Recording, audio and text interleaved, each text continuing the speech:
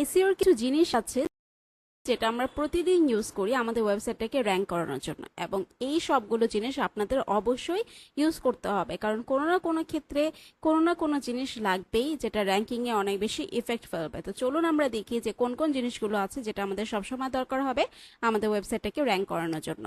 সর্বপ্রথম হচ্ছে সার্চ, অর্থাৎ কি search engine result page. Search engine result পেজটা আমাদের অনেক ইম্পর্টেন্ট একটা জিনিস, যেহেতু আমরা গুগলে র্যাঙ্ক করাবো, তাই গুগলের ইতিহাস বা গুগলে কি কিভাবে পারফর্ম করছে এই জিনিসটা জানা কিন্তু আমাদের জন্য অনেক বেশি ইম্পর্টেন্ট। তো সার্পের মধ্যে আমাদের যে জিনিসগুলো দেখতে হয় সেটা হচ্ছে ইন্ডেক্স ভার্সেস নো ইন্ডেক্স, অর্থাৎ আমাদের ওয়েবসাইটের কোন কোন পেজগুলো ইন্ডেক্স হচ্ছে, কোন কোন পেজগুলো ইন্ডেক্স হচ্ছে না, এটা দেখতে হবে। যেগুলো ইন্ডেক্স হচ্ছে না সেগুলো কেন হচ্ছে না, এবং সেগুলো ইন্ডেক্স করানোর জন্য যে পদক্ষেপ নেওয়া দরকার সেটা আমাদের নিতে হবে। তো আমরা পদক্ষেপটা তখনই নিতে পারবো যখন আমরা বুঝবো বা দেখবো যে আসলে এটা ইন্ডেক্স হচ্ছে কি হচ্ছে না। তো এই কারণে সার্পের ক্ষেত্রে আমাদের এই জিনিসটা প্রথমে দেখতে হবে। দেন আসেন ইমপ্রেশন। ইমপ্রেশন বলতে আমাদের ওয়েবসাইটে কতজনের ইমপ্রেশন আসছে, অর্থাৎ আমাদের ওয়েবসাইটের যে কোনো একটা কন্টেন্ট বা যে কোনো একটা পেজ কতজনের সামনে যাচ্ছে। ঠিক আছে, যতজনের সামনে যাবে সেটা কিন্তু আমাদের ইমপ্রেশন হিসেবে কাউন্ট হবে। তো এটা আমাদের দেখতে হবে যে কতজনের কাছে আমাদের ওয়েবসাইটটা যাচ্ছে এবং কতজন সেই লিঙ্কে ক্লিক করে আমাদের ওয়েবসাইটে আসছে, অর্থাৎ আমাদের ভিজিটর কতজন আসছে। তো ইমপ্রেশন এবং ক্লিক এই দুইটার একটা মাত্রা থাকে বা একটা হচ্ছে প্যারামিটার থাকে। তো এটা যদি আমাদের মনে হয় যে না, ইমপ্রেশনের চাইতে ক্লিকটা অনেক কম পড়ছে, তাহলে আমাদের অবশ্যই আমাদের যে মেটা টাইটেল আছে বা ইউআরএল আছে এই জিনিসগুলোতে আমাদের একটু খেয়াল দিতে হবে, মনোযোগ দিতে হবে, যাতে করে মানুষ ওগুলো দেখার সাথে সাথে আমাদের ওয়েবসাইটে ক্লিক করে চলে আসে। দেন আসেন সিটিআর, ক্লিক থ্রু রেট, অর্থাৎ এটা একটা ক্লিক থ্রু রেট থাকে যে কত পার্সেন্ট এখানে আমাদের ক্লিক করছে, এটা আমাদের বুঝতে সহায়তা হবে এবং পরবর্তীতে আমরা অনুযায়ী কাজ করতে পারবো।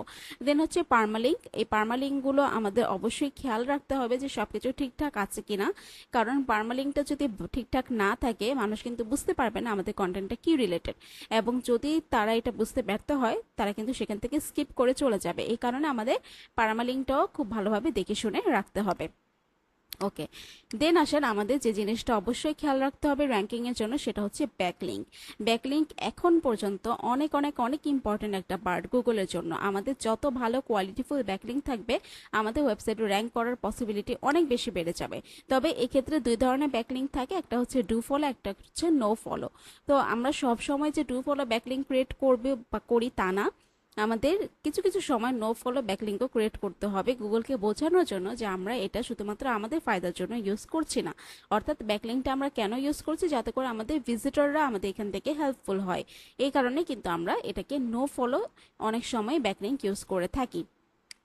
ওকে, দেন আসেন আমাদের 3 নম্বর হচ্ছে অথরিটি। আমাদের ওয়েবসাইটের অথরিটিগুলো খুব ভালোভাবে খেয়াল করতে হবে। যেমন আমাদের ওয়েবসাইটের ডোমেইন অথরিটি কত, পেজ অথরিটি কত, এই জিনিসগুলো আমাদের মাথায় রাখতে হবে, এবং এটা যত দ্রুত বা কত ভালো ওয়েতে এটাকে আরো হায়ার করা যায়, ইনক্রিজ করা যায়, এই জিনিসগুলো আমাদের আমলে নিতে হবে। দেন আমাদের স্প্যাম স্কোর আছে, কিন্তু প্রত্যেকটা ওয়েবসাইটের একটা করে স্প্যাম স্কোর আছে, সেটা আমাদের খেয়াল রাখতে হবে, সেটা যাতে কোনোভাবে 5-এর উপরে না যায়। ঠিক আছে, এটা আপনারা খেয়াল করবেন। স্প্যাম স্কোর চেকার আপনার গুগলে লিখে সার্চ করেন, দেন আপনার ওয়েবসাইটটা ওখানে চেক করেন, দেখেন আপনার স্প্যাম স্কোরটা কত। যদি স্প্যাম স্কোরটা খুব বেশি হয়ে যায় তাহলে আপনাকে অবশ্যই ইমিডিয়েটলি মুভ নিতে হবে, যাতে করে স্প্যামটা যে স্কোরটা দেখাচ্ছে সেটা অনেকটা কমে যায়। ঠিক আছে, আর হচ্ছে লিঙ্ক জুস। এই যে আমরা যে ব্যাকলিঙ্কের কথা বলেছি না, এখান থেকে কিন্তু আমাদের লিঙ্ক জুসটা আসে।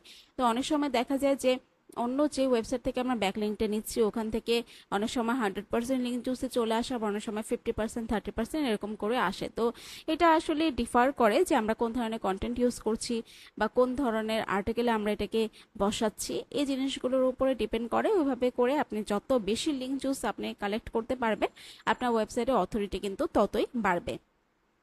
ওকে, এরপরে হচ্ছে এসইও। ঠিক আছে, এসইও তো পুরোটাই, তারপরও এসইওর আলাদাভাবে আমাদের কিছু জিনিসগুলো আছে যেটা আমাদের অবশ্যই খেয়াল রাখতে হবে। একটা হচ্ছে অন পেজ এসইও, অর্থাৎ আমরা ওয়েবসাইটের ভিতরে যে কন্টেন্টটা লিখছি সেই ওয়েবসাইটের ভিতরে আমাদের কন্টেন্টটাকে বা ওয়েবসাইটটাকে র্যাঙ্ক করানোর জন্য যা যা করা দরকার সেগুলো সবকিছুই অন পেজের ভিতরে পড়ে। অন পেজ নিয়ে আমার চ্যানেলে টিউটোরিয়াল আছে, আপনি প্লিজ ওই টিউটোরিয়ালগুলো দেখে নেবেন যাতে করে বুঝতে পারেন যে আসলে অন পেজটা কিভাবে করতে হয়, এবং এর সাথে অফ পেজ, টেকনিক্যাল এসইও সবকিছুরই কিন্তু আমাদের টিউটোরিয়াল দেওয়া আছে।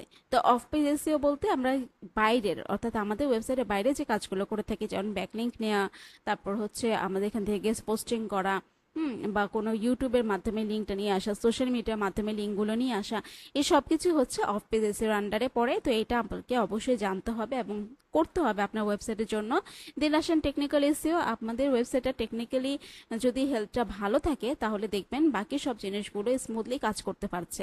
এই কারণে আমাদের ওয়েবসাইটের টেকনিক্যাল এসিওটা ভালো রাখতে হবে, অর্থাৎ ওয়েবসাইটের স্পিড কেমন আছে, স্পিড খুব ভালো রাখতে হবে, ওয়েবসাইটে কোনো ব্রোকেন লিঙ্ক আছে কিনা, কোনো এরর আছে কিনা, এই জিনিসগুলো অবশ্যই আমাদের টেকনিক্যাল এসিওতে খেয়াল রাখতে হবে।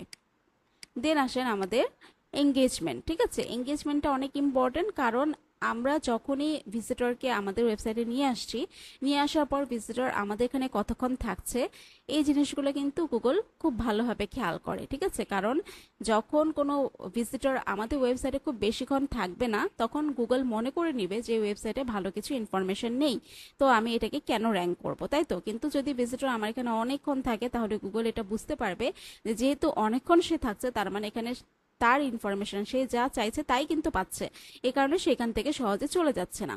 তো এই কারণে আমাদের কি করতে হবে, বাউন্স রেট একটা। তো বাউন্স রেট বলতে আমি একটু সংক্ষেপে আপনাদেরকে বলি। যখন একটা ওয়েবসাইটে ভিজিটর আসে, এসে ধরেন 2-3 সেকেন্ড ঠিক মতো থাকলো না, তার ইনফরমেশন সে পাচ্ছে না স্ক্রল করে, দেন সেখান থেকে সে ব্যাক করে চলে গেল, তো এটা হচ্ছে তার একটা বাউন্স রেট। ওকে, এখন আসেন এক্সিট রেটটা কি। এক্সিট রেটটা বলতে কি বোঝাচ্ছে, যে ধরেন আমাদের ওয়েবসাইটে কোনো একটা ভিজিটর আসছে, আসার পর সে কি করেছে, অন্য একটা পেজে গিয়েছে, ঠিক আছে, গিয়ে কিছুক্ষণ থেকেছে, তারপরে সে এখান থেকে বের হয়ে গিয়েছে। তো আমরা এখান থেকে আসার পর কতক্ষণ পর সে বের হলো, এটা কিন্তু একটা এক্সিট রেট। ঠিক আছে, দেন হচ্ছে পেজ ভিউ, সে আমাদের ওয়েবসাইটে এসে কয়টা পেজ ভিউ করছে। আর সেশন বলতে বোঝাচ্ছে আমাদের ওয়েবসাইটে সে কতবার আসছে। ঠিক আছে, তো এই জিনিসগুলো আমাদের এঙ্গেজমেন্টের ক্ষেত্রে মনে রাখতে হবে এবং অ্যানালিটিক্সে দেখতে হবে যে আমাদের এঙ্গেজমেন্টটা কেমন আসছে। ভালো না আসে সেটা ভালো করার ব্যবস্থা কিন্তু নিতে হবে। দেন আসেন কিছু টুলস আমাদের দরকার পড়বে আমাদের এই এসইওর সবকিছু ঠিকঠাক আছে কিনা এগুলো দেখার জন্য এবং এসইও গ্রোথের জন্য। প্রথমটা হচ্ছে গুগল অ্যানালিটিক্স। এই অ্যানালিটিক্স এর মাধ্যমে কিন্তু আমরা বুঝতে পারবো যে আমাদের ইমপ্রেশন কত আসছে, ক্লিক কত আসছে, বাউন্স রেট কেমন হচ্ছে, এক্সিট রেট কেমন হচ্ছে, এই জিনিসগুলো আমরা সেখান থেকে বুঝে দেন কিন্তু ইমিডিয়েট অ্যাকশন নিতে পারবো। আর গুগল সার্চ কনসোল যেটা আছে, সেখানে আমাদের বিভিন্ন এরর দেখতে পাবো আমরা, ওখানে আমাদের পেজের বা কোনগুলো ইন্ডেক্স হচ্ছে, কোনগুলো ইন্ডেক্স হচ্ছে না, এই গুরুত্বপূর্ণ বিষয়গুলো আমরা সেখান থেকে দেখে দেন কিন্তু সে অনুযায়ী কাজ করতে পারবো। দেন আসেন গুগল অ্যাডসেন্স। গুগল অ্যাডসেন্সটা আমাদের যখন আমরা একটা নির্দিষ্ট পরিমাণ ভিজিটর পেয়ে যাই, তখন কিন্তু আমরা অ্যাডসেন্সের জন্য অ্যাপ্লাই করে ফেলি এবং অ্যাডসেন্সটা পাওয়ার পর আমাদের একটা দায়িত্বের মধ্যে পড়ে যায় যে সেই অ্যাডসেন্সের অ্যাডগুলো ভালো মতো বসছে কিনা, এটা আবার আমাদের যে রিডাররা আছে তাদের সবকিছু পড়ার ক্ষেত্রে বা কোনো ব্লগ পড়ার ক্ষেত্রে সে বিপাকে পড়ছে না। তো আমাদের অ্যাডের জন্য এই জিনিসগুলো বুঝে শুনে কোথায় কোন অ্যাডটা বসানো যায় এটা সুন্দরভাবে বসিয়ে দিতে হবে। এবং গুগল অ্যাডস, ঠিক আছে, আমাদের কিছু অ্যাডস আছে যেটা গুগলেরও হতে পারে, বাইরে থেকেও হতে পারে।